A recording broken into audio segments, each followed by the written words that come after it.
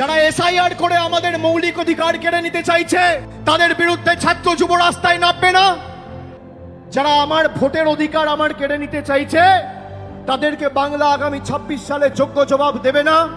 বাবা সাহেব আম্বেদকরের নেতৃত্বে এবং তার হাতে যে সংবিধান তৈরি হয় সেই সংবিধান প্রত্যেকটা ভারতীয়কে তার মৌলিক অধিকার দিয়েছে। আজকে ভারতীয় জনতা পার্টির সরকার সেই মৌলিক অধিকার কেড়ে নিতে চাইছে। আগে আমরা কি দেখতাম যে ভারতবর্ষ জুড়ে সাধারণ মানুষ নিজের ভোটাধিকার প্রয়োগ করে পছন্দের সরকার নির্বাচিত করত বা বাঁচত।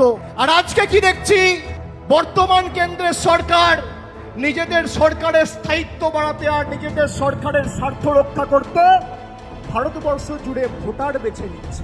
আগে মানুষ সরকার বাঁচত, আর আজ সরকার মানুষ অর্থাৎ ভোটার বাঁচছে।